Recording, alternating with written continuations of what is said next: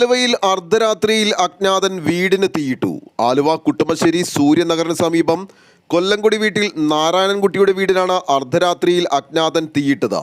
വീടിന്റെ മുൻവശത്തെ വാതിലും മരത്തോടുകൂടിയുള്ള ഭിത്തിയുമുള്ള ഭാഗത്ത് എന്തോ ഒഴിച്ചിട്ട് കത്തിക്കുകയായിരുന്നു. ഏകദേശം 12 മണിയോടുകൂടി രാത്രി 12 മണിയോടുകൂടിയാണ് സംഭവം ശ്രദ്ധയിൽ പറഞ്ഞത്. അത് എനിക്ക് ഒരു ചെറിയൊരു ആക്സിഡൻറ്റ് പറ്റി കിടക്കുന്ന കാരണം ഞാൻ ഇങ്ങനെ ഉറങ്ങിയിട്ടുണ്ടായില്ല. മൂത്രത്തിൻ്റെ ചെറിയ തടസ്സമുണ്ടാകും. അപ്പോൾ ഞാൻ ജനൽക്കേബിൾ നോക്കിയപ്പോഴാണ് ഇങ്ങനെ ഈ സംഭവം കാണുന്നത്. അടുത്ത റൂമിൽ അച്ഛൻ കിടപ്പുണ്ടായിരുന്നു. അച്ഛൻ ഒച്ചയുണ്ടാക്കി അച്ഛനും ചാടി എന്നിട്ട് ഞാനും കണ്ണുറന്ന് ഇരുന്നാറിന് നമുക്ക് നാടകമായില്ലാതെ ഞങ്ങൾ രക്ഷപ്പെടുത്തി നിൽക്കണം. വീടാകെ പോയാണ്. അകത്ത് നോക്കുമ്പോൾ അകത്തുണ്ട് ഫ്രണ്ടിലേതാണ്ട് ഡോറിനൊക്കെ മുകളിലേക്ക് ആടി പറഞ്ഞുകൊണ്ടിരിക്കുകയാണ്. പിന്നെ ഫ്രണ്ടിൽ സെറ്റുകളും അതേമാതിരിയുള്ള അനേക സാധനങ്ങളൊക്കെ കിടക്കുന്നതിൻ്റെ ഇടയിലാണ് ചവിട്ടി, അതായത് ഈ ഡോറിനേക്കടി എന്തോ സാധനം ഒഴുകി വന്നിട്ട് അകത്ത് കിടന്ന് ചവിട്ടിയാണ് ആദ്യം കത്തിക്കിട്ടി കാണുന്നത്. അപ്പോൾ അത് വെള്ളമൊഴിച്ച് ബാത്റൂമിൽ നിന്ന് വെള്ളമൊഴിച്ചൊന്ന് മക്കളൊഴിച്ച് കിടത്തി നോക്കി കഴിയുമ്പോൾ പുറമേ ഭയങ്കര തീയായിട്ടാണ് നമ്മൾ കാണുന്നത്. അത് കഴിഞ്ഞ് പിന്നെ അപ്പം തന്നെ അത് വെള്ളമൊഴിച്ച് കിടത്തി കഴിഞ്ഞ് നോക്കി കഴിയുമ്പോൾ ഒരു കിളിക്കൂട് അവിടെ ഉണ്ടായിരുന്നു. അപ്പോൾ അതിൻ്റെ കിളിക്കൂടിൻ്റെ നാട്ട് ഷോർട്ടായതാണോ എന്ന് സംശയത്തോട് നോക്കി കഴിഞ്ഞപ്പോൾ ഷോർട്ടായിട്ടില്ല. അത് ലൈറ്റിട്ടപ്പോൾ ലൈറ്റ് കത്തുന്നുണ്ട്. കാരണം അത് കഴിഞ്ഞു ഷോർട്ടായിട്ടില്ല. പിന്നെ എന്ത് സംഭവിച്ചു നോക്കി CCTV നോക്കി കഴിഞ്ഞപ്പോൾ നമ്മൾ ഈ വന്ന ഒരാൾ ഇത്തരം കയറുന്നുണ്ട്. ആ കയറുന്ന ആൾ എന്തോ ഒരു റിഫ്ലക്ഷൻ തീപ്പെട്ടി പഠിക്കണമാതിരി റിഫ്ലക്ഷൻ വണ്ടിയുമ്പോൾ കാണുന്നുണ്ട്. അവിടെ നമുക്ക് കാണാൻ പറ്റില്ല. അത് കഴിഞ്ഞ് അപ്പം തന്നെ ഒറ്റ ആളി കത്തണമാണ് നമ്മൾ കാണുന്നത്. അത് കഴിഞ്ഞ് ഇങ്ങനെ ഒരാൾ നടന്ന് ഒരു തൊപ്പിയുള്ള ഒരാളാണ് പച്ചാക്കൻ. തൊപ്പിയുള്ള ഒരാളും ഒരു പ്രായമുള്ള ആളുമാണ്.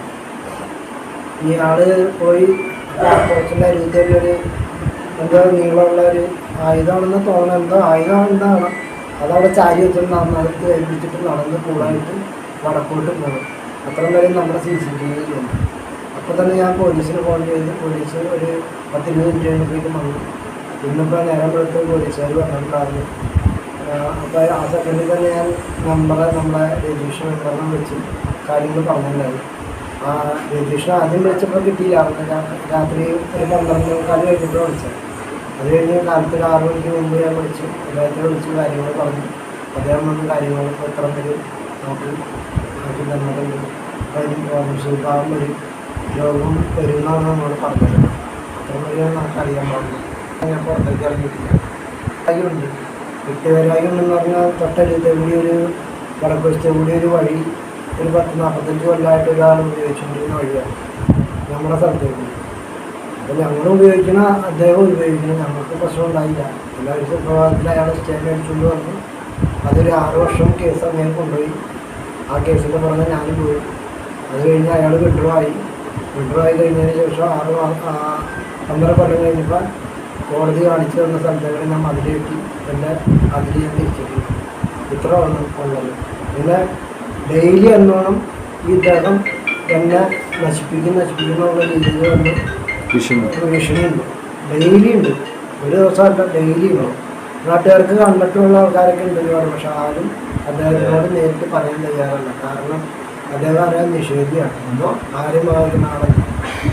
പിന്നെ അദ്ദേഹത്തിൻ്റെ പെരുമാറ്റം എന്ന് പറയുന്നത് പണ്ട് കാലം മുതൽ രാത്രി കാലങ്ങളിലാണ് എന്ത് കാര്യങ്ങളും ഈ ഇവിടെ എന്ത് അനീതി ഉണ്ടെങ്കിൽ അതിനൊരു കയ്യിൽ അദ്ദേഹത്തിൻ്റെ ഉണ്ടെങ്കിൽ രാത്രി അദ്ദേഹത്തിൻ്റെ കയ്യാണ്.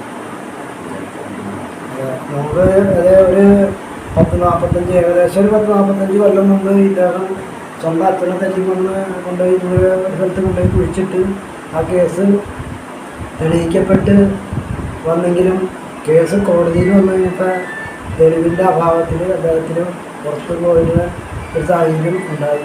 അന്നൊടുങ്ങിയ ആൾക്കാർക്ക് മൊത്തത്തിൽ അദ്ദേഹത്തിന് പേടിയാണ്. വളരെ ഒരു പ്രതിഷേധാർഹവും അതുപോലെ തന്നെ മനസ്സിനെ വളരെ തളർത്തുന്ന ഒരു സംഭവമാണ് നമ്മുടെ നാരായണൻകുട്ടിയുടെ വീടുമായി ബന്ധപ്പെട്ട് സാമൂഹ്യ ദ്രോഹികളുടെ ഒരു വീട് അർദ്ധരാത്രി കത്തിക്കുന്നൊരു സംഭവം നടന്നിട്ടുള്ളത്. വളരെ പ്രതിഷേധാർഹമാണത്. നാരായണൻകുട്ടിയെ സംബന്ധിച്ച് നമുക്ക് വേറൊരു ഒന്നും പറയാനില്ല, എല്ലാവരുമായി നന്നായി സഹകരിച്ചു പോകുന്നൊരു വ്യക്തി എന്നുള്ള നിലയിൽ നമുക്കൊക്കെ വളരെ വേദന ഉണ്ടാക്കുന്നൊരു സംഭവമാണ്. ഇത് ആരായാലും അത് നിയമത്തിൻ്റെ മുമ്പിൽ കൊണ്ടുവരുവാനും തക്കതായ ശിക്ഷ മേടിച്ചു കൊടുക്കുവാനും ഒക്കെ ഈ സമൂഹത്തിലെ എല്ലാവരും നാരായണൻകുട്ടിയുടെ കൂടെ ഒറ്റക്കെട്ടായി ഉണ്ടാവും എന്നാണ് എനിക്ക് അതുമായി ബന്ധപ്പെട്ട് പറയാനുള്ളത്. ഇവിടുത്തെ വാർഡ് മെമ്പർ രാവിലെ തന്നെ ആ കാര്യത്തിലെല്ലാം ഇടപെട്ട് നിയമപരമായ കാര്യങ്ങൾ നീക്കിയിട്ടുണ്ട്, പോലീസുമായി ബന്ധപ്പെട്ടിട്ടുണ്ട്.